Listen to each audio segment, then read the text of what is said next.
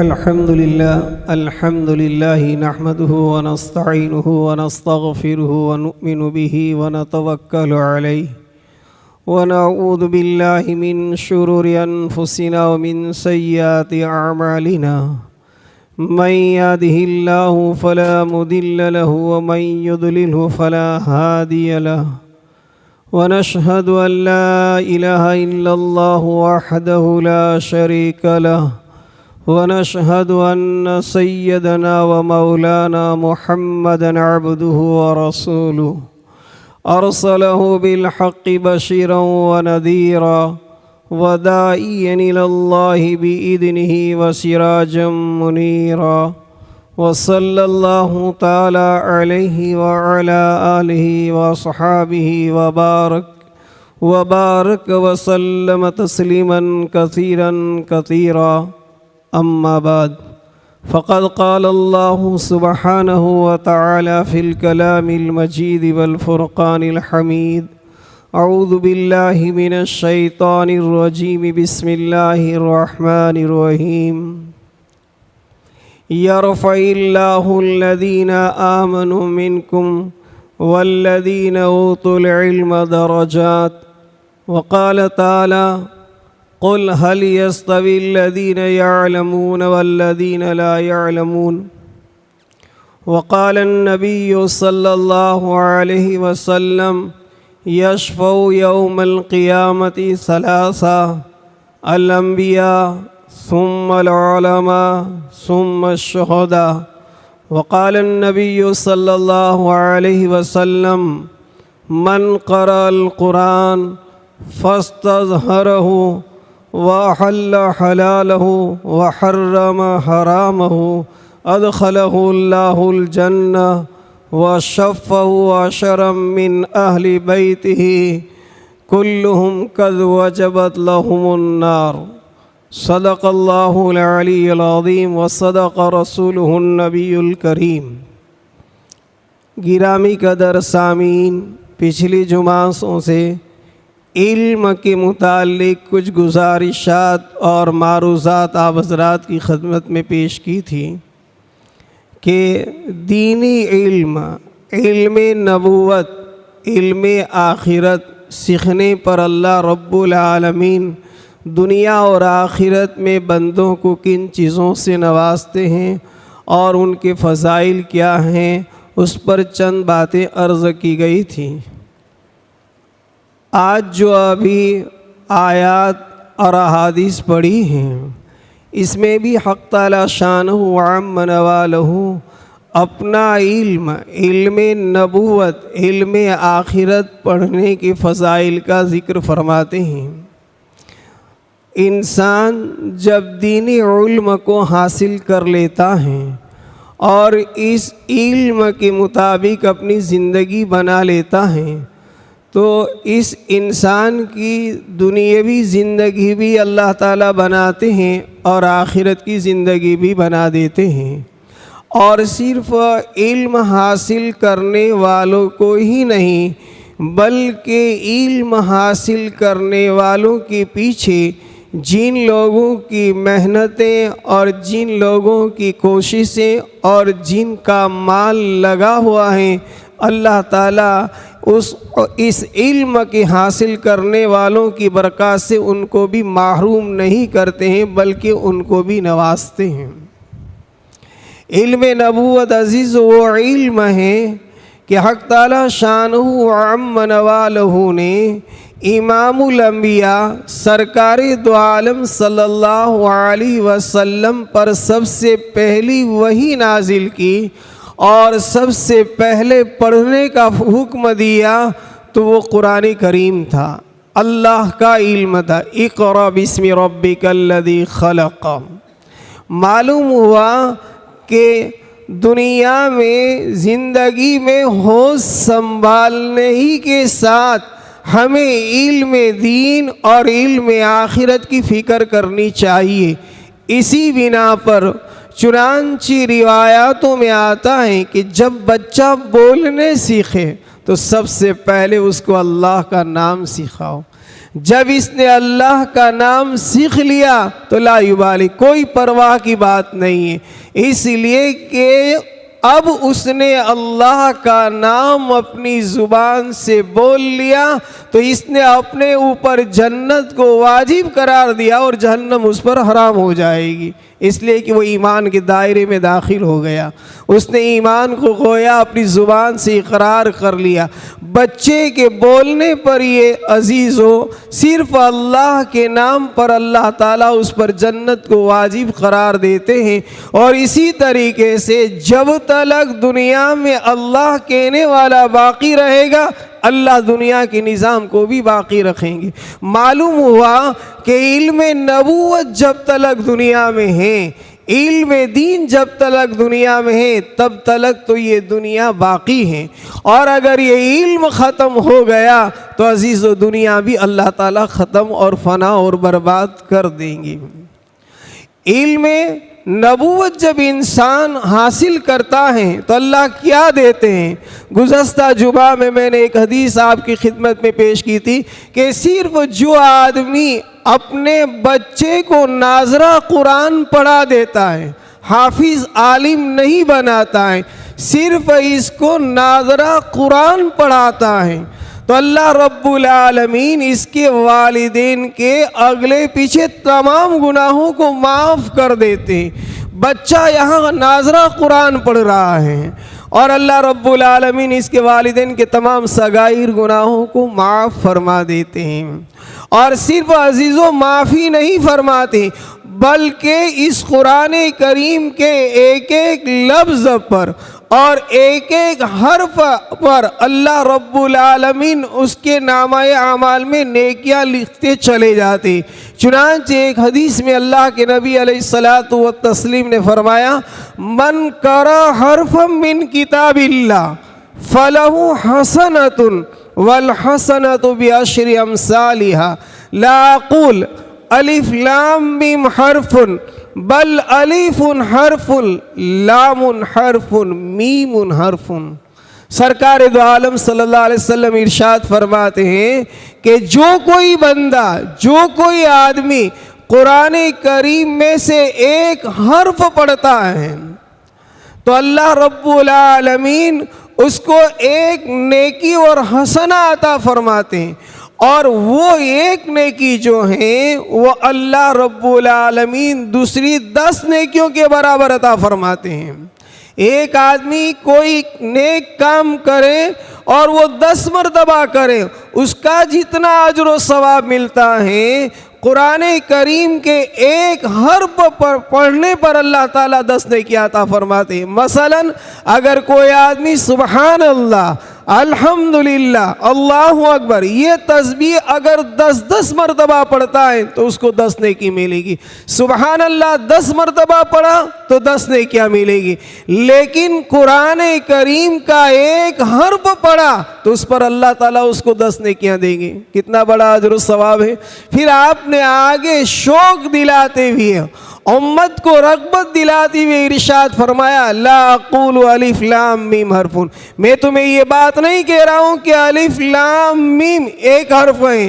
سورہ بقرہ کا شروع یا جتنے بھی حروف مقطعات ہو تو اللہ کے نبی فرماتے ہیں کہ یہ الف لام میم یہ جملہ ایک نظر آ رہا ہے تو یہ ایک حرف نہیں ہے، بلکہ آپ نے تشریح فرماتے ہوئے ارشاد فرمایا، بل الف حرف لام حرف میم حرف، بلکہ الف ایک حرف ہے، لام ایک حرف ہے، میم ایک حرف ہے۔ تو گویا اگر کوئی آدمی قرآن کریم میں سے صرف الف لام میم پڑھتا ہے تو اللہ کے نبی نے فرمایا کہ اللہ رب العالمین اس کو 30 نیکیاں عطا فرمائیں گے۔ ہے دنیا کا کوئی ایسا نالج اور علم کہ اس کے شبد کے پڑھنے پر اللہ رب العالمین اس کو اجر و ثواب عطا فرماتی۔ اسی لیے فرمایا کہ افضل عبادتی امتی تلاوت القرآن، کہ میری امت کی سب سے افضل ترین عبادت، نمازوں سے افضل صدقات سے افضل، مال کے خرچ کرنے سے افضل، راتوں کو سرب سجود ہونے سے افضل، دعاؤں سے افضل اگر میری امت کی کوئی عبادت ہے تو افضل عبادتی تلاوت القرآن۔ میری امت کی سب سے افضل ترین عبادت یہ ہے کہ وہ قرآن کریم کی تلاوت کو کریں، سب عبادتوں سے افضل قرار دیا۔ اسی لیے ایک حدیث میں فرمایا من شغلہ القرآن، کہ جس کسی بندے کو یا جس کسی بندی کو قرآن کریم کے پڑھنے کی بنا پر، قرآن کریم کے سیکھنے کی بنا پر، قرآن کریم کی تعلیم کی بنا پر اس کو دعاؤں کو مانگنے کا وقت نہیں ملتا ہے، دوسری عبادتوں کے کرنے کا وقت نہیں ملتا ہے، وہ دعا بھی نہیں کر سکتا۔ حالانکہ دعا کے مطابق اللہ کے نبی نے فرمایا الدعاء مخ العباد، کہ دعا یہ عبادت کا مغز ہے۔ اس کے باوجود اللہ کے نبی علیہ السلام ارشاد فرماتے جو کوئی بندہ قرآن کریم کی تلاوت کی بنا پر، قرآن کریم کے پڑھنے کی بنا پر، قرآن کریم کو سیکھنے کی بنا پر اللہ سے دعا نہیں کر سکتا ہے، دعائیں نہیں مانگ سکتا ہے، اس کو دعا مانگنے کا وقت نہیں ملتا ہے، اللہ کے نبی نے فرمایا کہ جو مانگنے والے ہیں، جو ہاتھ اٹھا کر رو رو کر گیڑ گڑا کر آہوزاری کر کے دعا مانگتے، اس سے کہیں زیادہ افضل میں تلاوت قرآن کو دیتا ہوں۔ قرآن کی تلاوت کرنے والے کو اللہ عطا فرماتے، کتنا بڑا عمل ہے۔ صرف یہ اور صرف یہ نہیں عزیزو، یہ بھی یاد رکھو ہم نے اپنی اولاد کو قرآن پڑھا دیا اور اپنی اولاد کو قرآن سکھا دیا تو صرف اولاد کو ہی ثواب نہیں ملے گا بلکہ ان کے والدین کو بھی ثواب ملے گا، کیونکہ ماں باپ نے بچے کو مکتب میں بھیجا، مدرسے میں بھیجا، اب یہ دینی تعلیم حاصل کرتا ہے تو جتنا ثواب اس بچے کو ملے گا اتنا ہی ثواب اس کے ماں باپ کو بھی ملے گا۔ اس لیے کہ روایت میں فرمایا الدال علی الخیر کفاعلی، کہ بھلائی کا راستہ دکھلانے والا، بھلائی کی طرف رہنمائی کرنے والا، بھلی بات کی طرف دھیان دلانے والا آدمی ایسا ہی ہے جیسا کہ بھلائی کا کرنے والا۔ اب ہم نے اپنے بچے کو مدرسے میں داخل کر دیا، بچہ پڑھ رہا ہے، اب جتنا اجر و ثواب، جیسے الف لام میم کا 3 حرف پر اللہ 30 نیکیاں دے گئے، اسی طریقے سے اس کے ماں باپ کو بھی اللہ تعالیٰ 30 نیکیاں عطا فرمائیں گے۔ اور قرآن کریم میں تقریباً 3,22,670 کے قریب حروف ہیں۔ اب آپ اسے کیلکولیشن کیجئے اور ضرب لگائیے کہ کوئی آدمی اگر پورا قرآن پڑھتا ہے تو اس پورے قرآن کریم میں 3,22,670 حروف ہے، تو اب یہ 3,22,670 حروف کو آپ 10 سے ضرب دو تو تقریباً 32 لاکھ کے قریب ہو جاتے ہیں۔ تو گویا ایک قرآن کریم کے پڑھنے پر اللہ تعالیٰ 32 لاکھ سے زیادہ نیکیاں اس پڑھنے والے کو عطا فرماتے ہیں، اور جو پڑھنے والے کو نیکیاں عطا فرمائیں گی اسی طرح اس کے سکھانے والے کو بھی ملے گی، اسی طرح اس کے ماں باپ کو بھی ملیں گی۔ یہ ہے صرف علم نبوت کے ظاہری الفاظ کو پڑھنے پر۔ اور جب بچہ اپنے سینے میں قرآن کو محفوظ کر لیتا ہے، حافظ قرآن ہو جاتا ہے، تو اللہ کے نبی علیہ الصلاۃ والتسلیم نے ارشاد فرمایا کہ ان کے گھرانوں میں سے 10 ایسے لوگ جن پر ان کے برے اعمالوں کی بنا پر جہنم واجب ہو چکی ہوتی ہیں، اللہ تعالیٰ اس حافظ قرآن کی برکت سے اس کو اجازت دیں گے کہ وہ 10 آدمیوں کی سفارش کرے۔ چنانچہ ایک حدیث میں آپ نے فرمایا من قرأ القرآن فاستظہرہ، کہ جس کسی آدمی نے قرآن کریم کو پڑھا فاستظہرہ، پھر اس کو یاد کر لیا، زبانی اس کو یاد کر لیا، فَأَحَلَّ حَلَالَهُ وَحَرَّمَ حَرَامَهُ، اور اس میں جو احکام ہیں اس پر اس نے عمل کر لیا، حلال کو حلال جان کر عمل کیا، حرام کو حرام سمجھ کر چھوڑ دیا تو فرمایا ادخلہ اللہ الجنہ، اسے اللہ جنت میں داخل فرمائیں گے۔ اور فرمایا وَشَفَّهُ عَشَرًا مِّنْ أَهْلِ بَيْتِهِ كُلُّهُمْ قَدْ وَجَبَتْ لَهُمُ النَّارُ، اور اس حافظ قرآن کے پڑھنے والے کی برکت سے اس کو سفارش کا حق دیا جائے گا کہ ایسے اپنے گھرانوں کے 10 افراد کے لیے سفارش کرے جس پر جہنم واجب ہو چکی ہو۔ حالانکہ میدان محشر یہ ہوگا کہ اللہ فرماتے من ذا الذی یشفع عندہ، کہ کون ہوگا جو اللہ کی بارگاہ میں سفارش کرے گا؟ کوئی نہیں کر پائے گا، اس لیے کہ وہاں اللہ کا جلال اس قدر جلال میں ہوگا کہ کوئی آدمی سر اونچا نہیں کر سکے گا، سب سر جھکائے ہوں گے، اللہ تنے تنا ہوں گے اور کہیں گے لیمن الملک اليوم، آج بتلاؤ کس کی بادشاہت ہے، آج کس کے لیے ملک ہے؟ کہاں ہے دنیا کے جبابیر، کہاں ہے دنیا کے اکابر، کہاں ہے دنیا کے ظالم بادشاہ اور بڑے بڑے حکمران کرنے والے؟ اللہ فرمائیں گے لیمن الملک اليوم، کوئی جواب نہیں دے گا، کیونکہ ہر آدمی اپنے گناہوں کی بنا پر پسینہ میں سراپا بور ہوگا اور نفسی نفسی کرتا ہوگا۔ اللہ پھر جواب دیں گے للہ واحد القہار، صرف ایک اللہ کی بادشاہت ہے، صرف ایک تنہا جبار کی حکومت ہے، اس کے علاوہ کسی کی نہیں۔ اس وقت کسی کو سفارش کا حکم دیا جائے گا، اجازت دی جائے گی، تو اس حافظ قرآن سے کہا جائے گا کہ چلو اٹھو میرے بندے، اور آپ کے گھرانے میں سے جو لوگ اپنے برے اعمال کی بنا پر اپنے اوپر جہنم کو واجب کر چکے ہیں، اس جہنمی لوگوں کو آپ سفارش کروائے تو میں آپ کی سفارش کو قبول کر کے ان کو جنت میں داخل کر دوں گا۔ یہ ہے حافظ قرآن کی برکت۔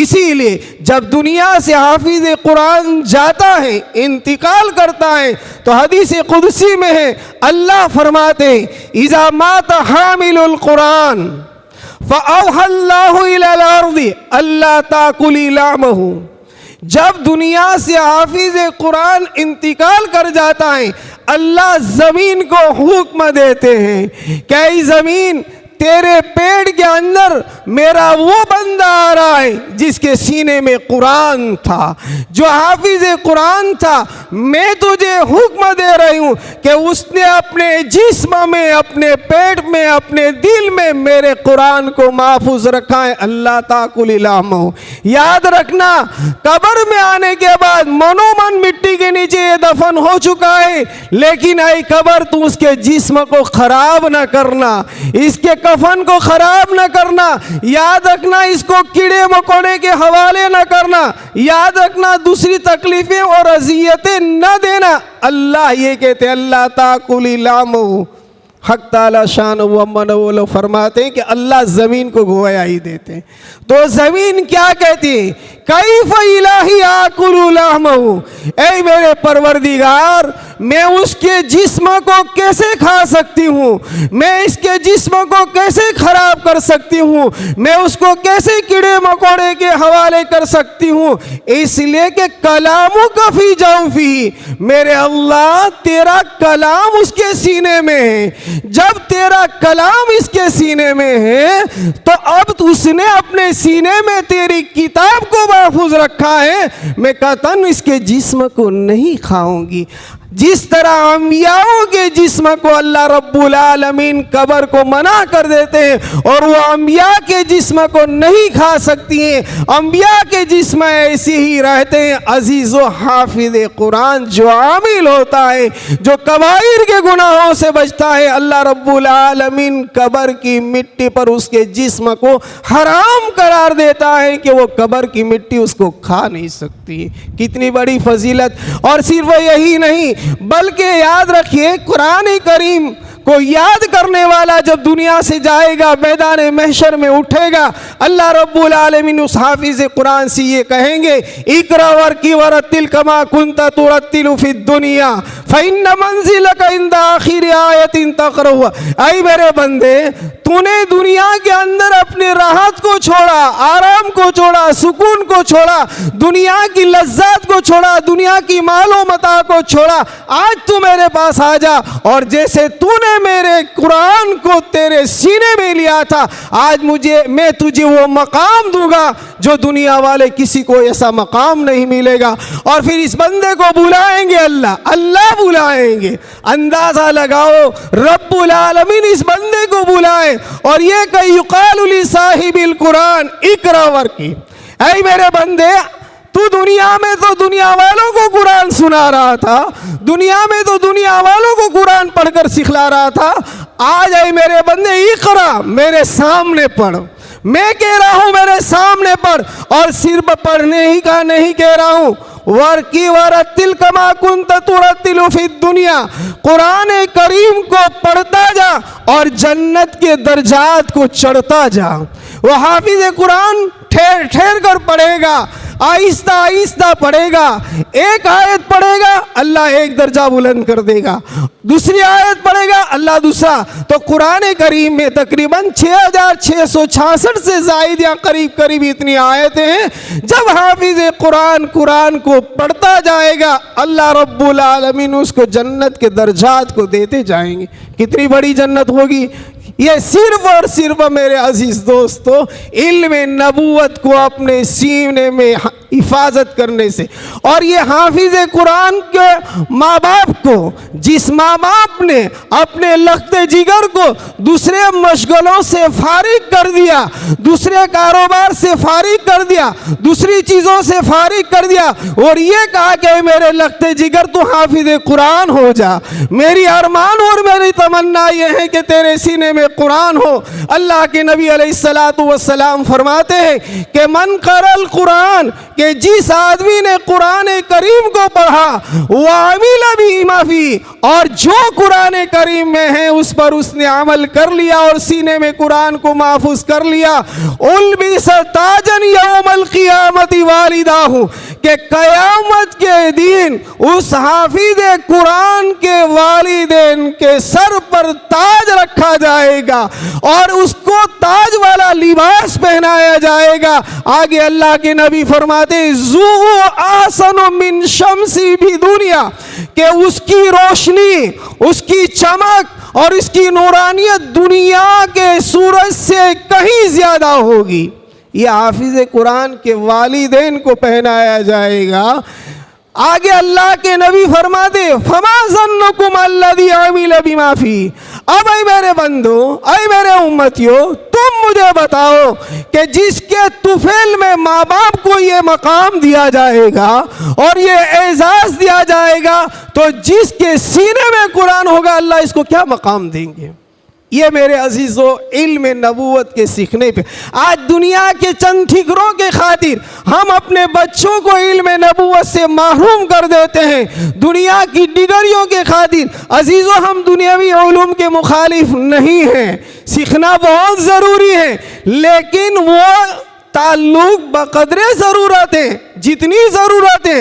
اصل علم نبوت ہے، علم آخرت ہے۔ اگر ہمارے بچے کے ایمان کی حفاظت کرنا ہے، ہمارے بچوں کے ایمان کو محفوظ رکھنا ہے، تو یاد رکھو دینی تعلیم کا دلانا بہت ضروری ہے، بہت ضروری۔ اگر اسکولوں کے حوالے کر دیا اور دینی تعلیم حاصل نہیں کی تو یاد رکھو یہ بچے آج نام کے مومن ہوں گے لیکن ان کے سینوں کے اندر کفر و شرک اور گمراہی بھری ہوگی اور وہ مرتد ہو جائیں گی۔ آج ہم آئے دن سنتے ہیں کہ فلاں لڑکے نے غیر مسلم سے شادی کر لی، فلاں لڑکی نے غیر مسلم سے شادی کر لی، لڑکا بھی مرتد، لڑکی بھی مرتد۔ یہ نتیجہ ہے دینی تعلیم سے اپنی اولاد کو دور رکھنا۔ चाहे समझे या ना समझे, माने या ना माने, अगर आपने बचपन ही से इस बच्चे के अंदर मजबूत अकीदा करवा दिया और इसने कलिमात को पढ़ लिया, ईमान मुफस्सल को पढ़ लिया, अजीज दोस्तों खुदा कुद्दूस की कसम ये कभी मुर्तद नहीं हो सकता है। ये दौरे साहबा हमें याद दिला रहा है। आप तारीख उठा कर देखो, वो साहबा जो कुफ्र और शिर्क में मुब्तला थे, अल्लाह के नबी ने तौहीद इनको बिलाई, ईमान की तालीम दी, दीन की तालीम दी। क्या कोई साहबी ऐसा निकला कि इतनी अज़ियतें पहुंची, इतनी तकलीफें पहुंची, इतनी मशक्क़तें पहुंची, बल्कि मस्तूरात को हजरत सुमैया को ले लीजिए, मलऊन अबू जहल एक पैर को एक ऊँट से बांधता है, दूसरे पैर को दूसरे ऊँट से बांधता है और भगाता है, उस माई के दो जिस्म के दो टुकड़े हो जाते हैं, फिर भी ईमान से हाथ नहीं धोया। हजरत बिलाल को ले लीजिए, हजरत यासिर को ले लीजिए, हजरत खुबैब इब्न अर्द को ले लीजिए, यानी साहबा की सीरत को पढ़ो। जब ईमान मजबूत हो जाता है तो अजीज दोस्तों दुनिया की कोई ताकत इससे ईमान से हटा नहीं सकती। लेकिन अगर ईमान मजबूत नहीं हुआ तो नबूवत के घर में पैदा होने वाला भी मोमिन नहीं बन सकता है। हजरत नूह के लड़के को ले लीजिए, हजरत इब्राहिम के वालिद को ले लीजिए। अजीज दोस्तों इसलिए बहुत ज़रूरी है हम अपने बच्चों को दीनी तालीम दें। याद रखो हजरत मौलाना अली मियां नदवी रहमतुल्लाह अलैह मुफक्किर इस्लाम जो बयान करते थे, कश्फी मालूमात थी, इल्हाम करते थे, उन्होंने 1995 में जो बातें की थी आज वो बातें मीनवान हो रही हैं। हजरत फरमाते हैं, आई लोगों याद रखो तुमने अपने बच्चों की दीनी तालीम की, ये फिक्र नहीं की तब तक काबिल इत्मीनान नहीं है। और आगे फरमाया, जैसे तुम अपने जिस्म की हिफाजत के लिए बीमार होते हो तो दवाई का इंतजाम करते हो, भूखे होते खाने का इंतजाम करते, जैसे बीमारी से बचने के लिए, जान को बचाने के लिए दवाई का इलाज करवाते हो और भूख से बचने के लिए खाने के पीछे दौड़, इससे कहीं ज्यादा तुम्हें अपनी औलाद की दीनी तालीम की फिक्र करना है। याद रखो अगर तुमने हिंदुस्तान में रहते हुए अपने दीनी बच्चों की दीनी तालीम की फिक्र नहीं की तो मैं वो देख कर आया हूं कि आज वहां कोई ईमान वाला नहीं, वहां कोई मोमिन नहीं, वहां कोई अल्लाह का नाम लेने वाला है।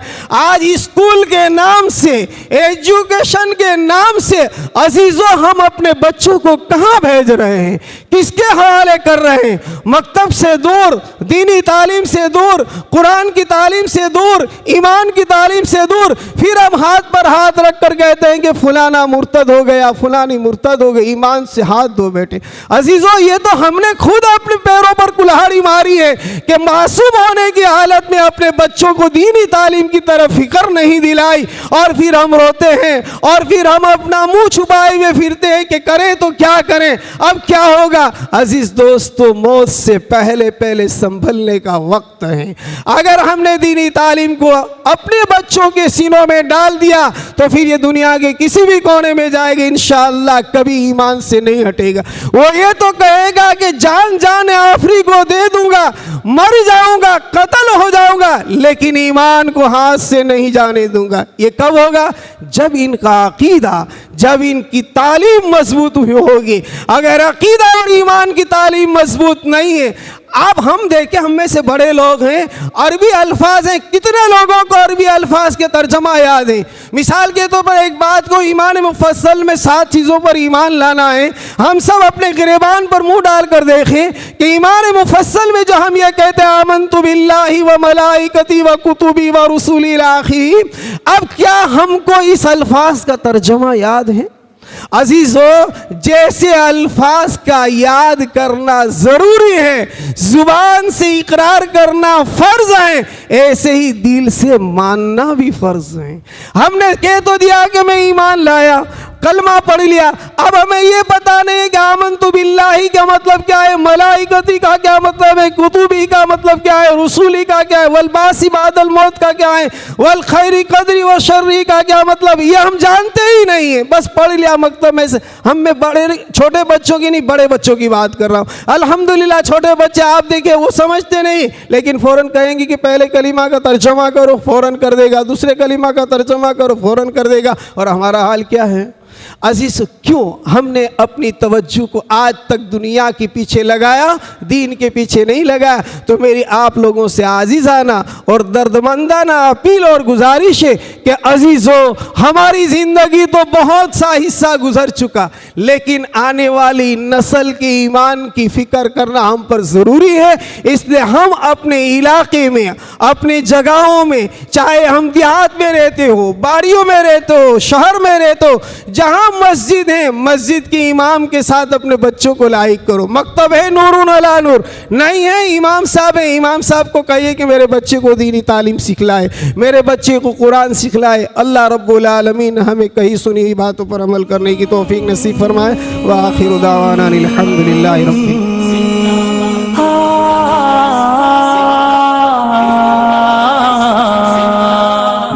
مدارس زندہ باد، میرے مدارس زندہ باد، دینی مدارس زندہ باد، میرے مدارس زندہ باد، دیا ہے امن کا پیغام یہ دینی